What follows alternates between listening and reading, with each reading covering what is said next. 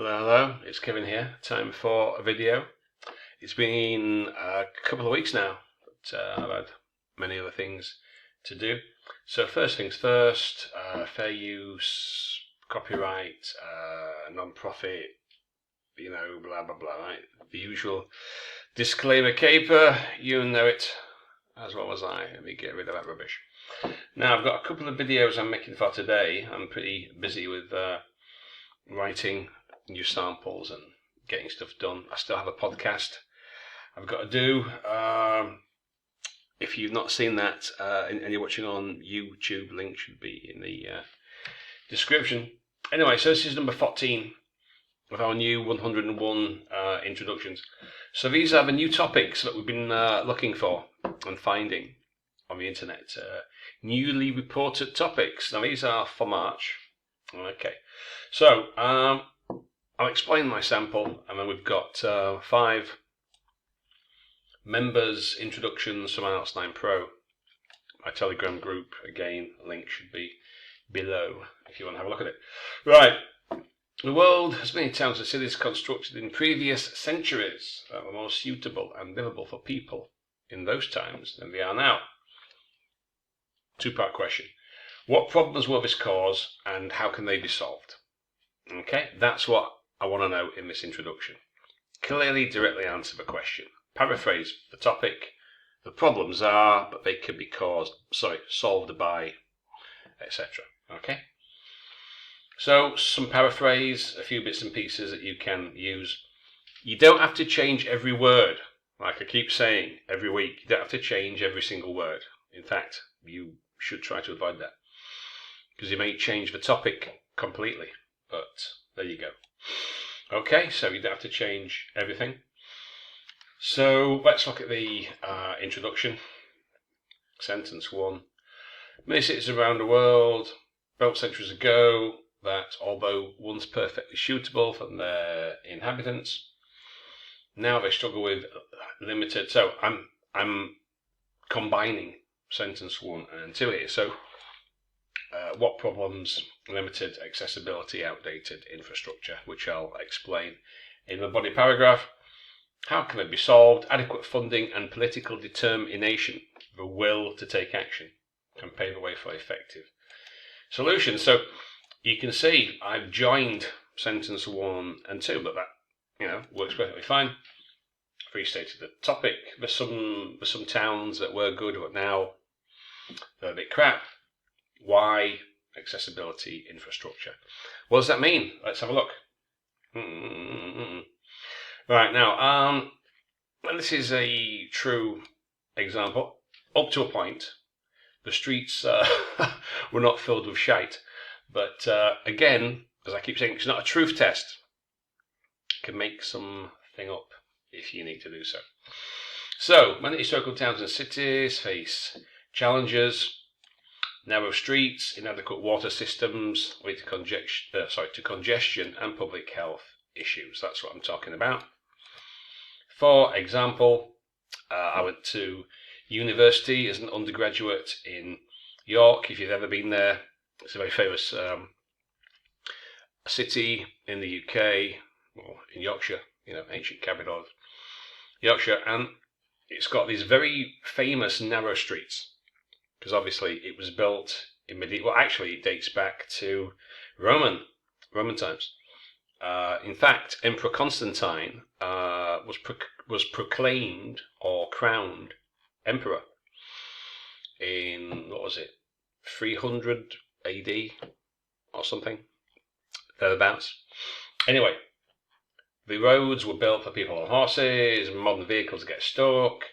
Another issue is drainage, as the water system's only designed to deal with a few people now. Anyway, so I won't read every single word, but you can see, right? So I introduce it. Narrow streets, inadequate water systems, congestion, example, etc. Okay, now, second question, how can it be solved? Well, substantial financial investment. Not surprisingly, we need some money.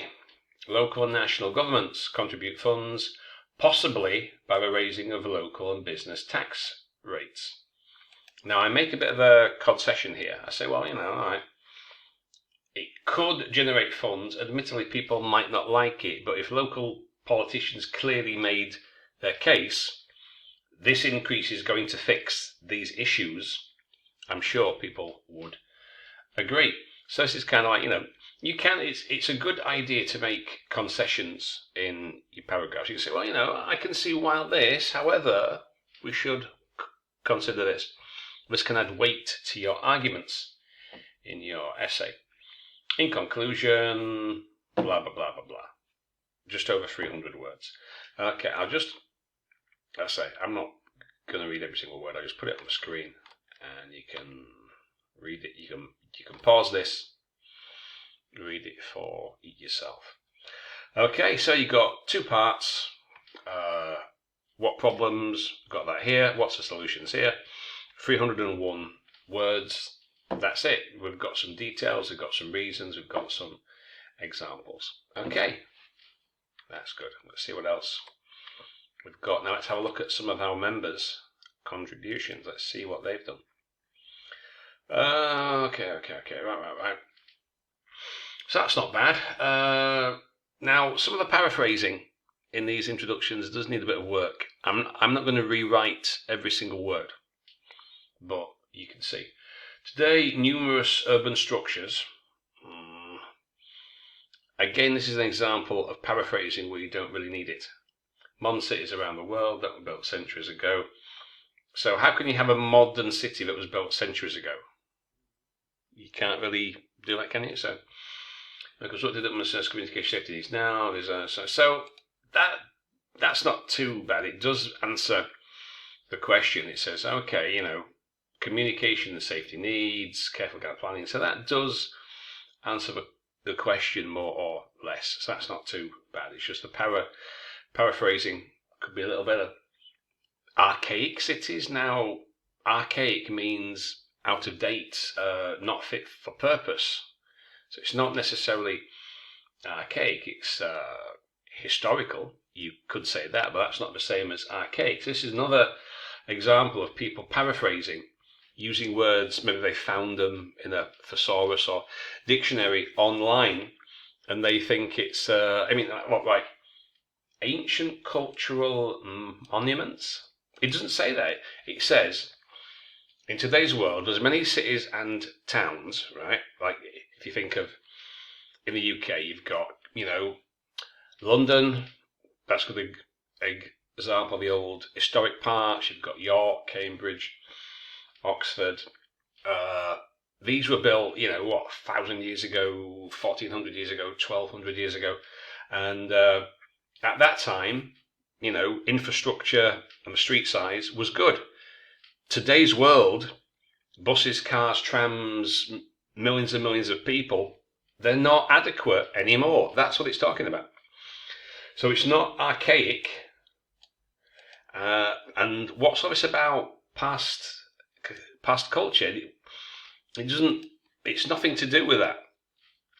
It's about towns and cities that, when they were built, were perfectly adequate for the population. Right? There was just enough people, they didn't have cars, and they were fine.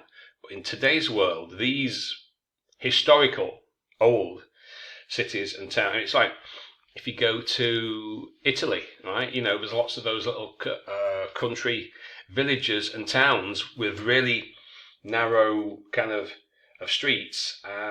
So cars can't get down, we don't have public transport, because they weren't built with today's world in mind, obviously, because it was in the past. Anyway, so that doesn't really work. That's not quite what the topic is. I had to change a few things in this one, some word order. Many towns and cities built some centuries. Now, it's not decades ago. That's only 10 years. So decades, what are you talking about? 10 years, 20 years, 50 years, 40 years?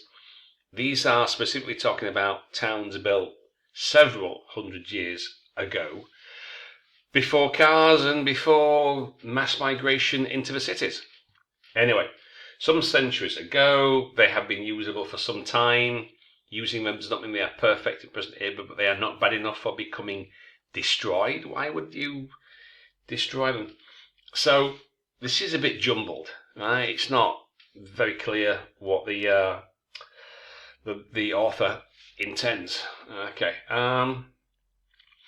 This one can here, again, sizable number of town cities that exist around the world, ancient infrastructures. I wouldn't say ancient because that means like Rome and Greece. If you talk about ancient Rome, ancient Greece, I don't think we're going back quite that far. Historical areas, there is drawbacks, possible to take measure to address this problem. So, right, it doesn't really answer question 1. It doesn't tell me what they are. But, sorry, it does answer question 2. Okay? So, again, you need to be careful. Ancient infrastructures, it's not ancient. You know, what else? What's the other one? Archaic, ancient. Again, paraphrasing, using inappropriate words. So you need to be a bit careful there. So I'll just show you mine again, right? Many cities and towns around the world built centuries ago, because it says here constructed in previous centuries, that although once perfectly suitable at that time, given the number of people, now they struggle. Why? Accessibility, outdated infrastructure. It's like in some parts, where some good examples? Where I live now in Bratislava, some parts of town, when we get a lot of rain, because the drains are, don't know, 50, 60, 70 years old or more, built under communism, essentially crap. When it rains, we get water on the roads, the drains don't work because the infrastructure is outdated. That's just one. I think, where else? In Beijing, when I used to live there, every time it rained, several subway stations were flooded because the drainage was not adequate. Istanbul, again, I used to live there. No, a good example in China. This is a little bit right.